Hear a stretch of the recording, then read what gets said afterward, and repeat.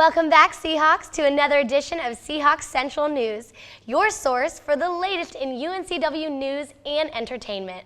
I'm Suzuki. And I'm Anna Phillips. This week we will take a look at the caution tape up around campus, as well as a Positive Puppies program. We will also be covering a panel on Nelson Mandela and a case involving the death of a local Marine at a UNCW party. Stay tuned because Seahawk Central News starts right now.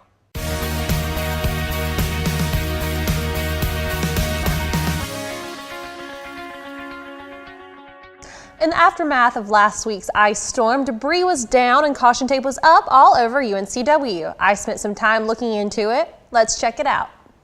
It might seem silly for trees to be roped off with caution tape, but that's exactly what UNCW students are finding all over campus today. Small and large sections of ground all over the university campus are roped off as crews work to clean up the mess from Wednesday's ice storm. The storm left thousands without power, and much of it was due to the thousands of tree limbs on the ground. But that's not why the caution tape is up. I spoke with the director of UNCW's physical plant, which is the department in charge of landscaping, and he informed me that the tape is not to keep students from messing with limbs on the ground, but rather to mark areas where cracked tree limbs are still hanging dangerously in the air and are expected to fall at some point. He promised that crews are working as fast as they can to cut down damaged limbs and then will be clearing them from the ground afterwards. The director assured me that campus is safe, the sidewalks and roadways are clear, but students and staff still need to exercise caution and stay away from roped off areas. I'm Anna Phillips, Seahawk Central News, TealTV. Homecoming kicks off this past weekend, making participation among students at an annual high. Lumina Theater hosted a Moulin Rouge Saturday night, inviting students to enjoy a cabaret setting in Paris, as if they were living in the 1890s. Sunday night, the Rec Center held a glow ball for students to illuminate their dance skills, which was followed by a late-night breakfast at WAG with an open mic welcoming students on stage to execute their musical talents. A creative approach for donating food cans to the local food bank was made on Monday, encouraging student organizations to compete in a food can structure contest. Homecoming provides a wide variety of events for students to get involved. This week, I had the opportunity to find out more about a local nonprofit program that is making a difference in many different lives. Let's take a look. Adopting a shelter dog is already considered to be an amazing experience and a great thing to do by many people, but one Wilmington nonprofit is doing even more. Monty's Home is a locally based participant in the North Carolina New Leash on Life program, where shelter dogs are taken into prisons to be trained by inmates. The local Positive Partners prison program was started by Barbara Rabb in 2008. And we take all our dogs from the kill shelter, and then they go into the prison, and inmates train them for 8 weeks. After the 8 weeks, they're adopted out. During the 8 weeks, they just learn basic household manners, not to jump on people, not to pull on their leashes or to walk on a leash, and sit down, stay, the basic commands like that. Then they're adopted out to families in the area. We're 5.5 years old doing that now. We've adopted out over 100 dogs, and we have a 100% adoption rate of our graduates. The program uses volunteer trainers who in turn teach the prisoners how to train the dogs. I think the real benefit here to both is the animal senses the energy of the trainer as a positive energy when they interact. Our program is all based on positive reinforcement. We never say bad dog. There's no negativity in the entire program. The animals respond to that, and the trainers respond to that. One Monty's Home volunteer says all of the work is worth it just to see how the dogs change.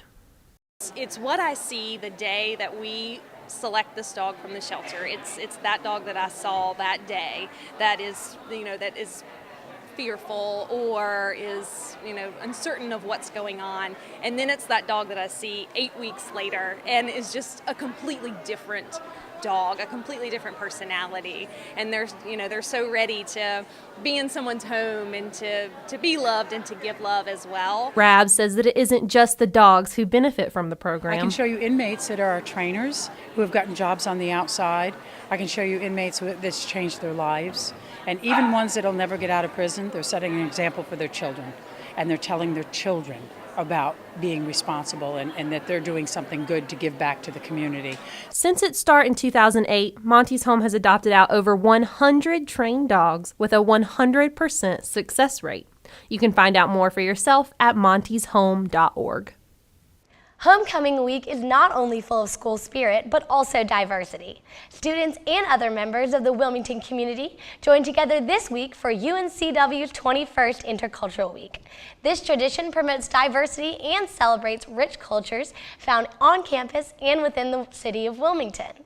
These celebrations take the form of films, performances, panel discussions, and lectures that will run until February 22nd. Highlights include a live performance from the award-winning Moscow Knights. Most events are free and open to the public.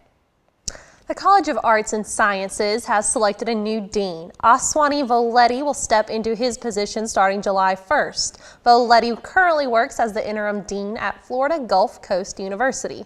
Voletti will be taking over for Professor Stephen McNamee, who has served as interim dean since June of 2013.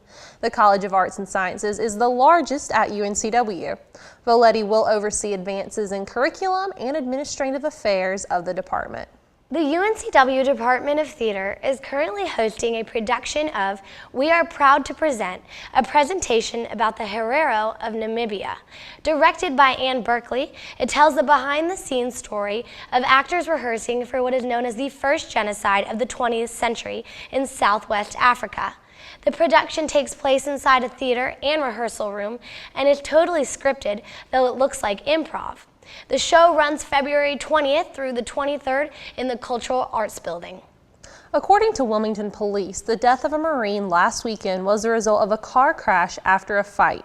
Witnesses reported that after a disagreement at a Sigma Nu party, Marine Corey Lee Reese jumped onto the hood of Jackson Ruel Davies' vehicle before Davies started driving. Davies then lost control of the car, hitting a utility pole and then a tree, resulting in Reese's death. Emergency workers had to cut Davies out of his car before taking him to the hospital. He has been charged with driving while intoxicated and may face more charges in the future. The Watson School of Education was awarded $50,000 for their Beginning Teaching Matters project. North Carolina has a low retention rate for teachers. BT Matters aims to retain new teachers by immersing them in the community's culture and providing a network of support for them.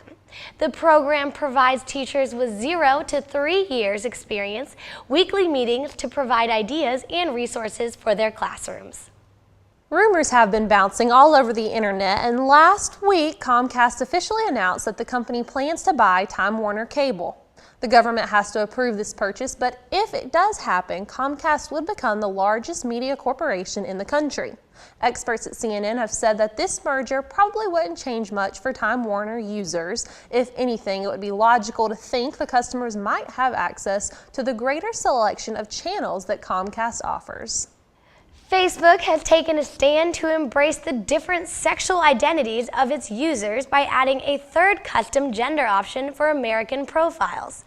In addition to male and female, users may also choose from 50 new options, including transgender, intersex, and cisgender. Users also have the ability to change the pronoun they are referred to over social media from gender specific like he, his, she, her, to gender neutral like they, their. Facebook brainstormed these new gender categories with the help of several LGBT advocacy organizations. The network has not yet released when these changes will apply to Facebook users outside of the U.S.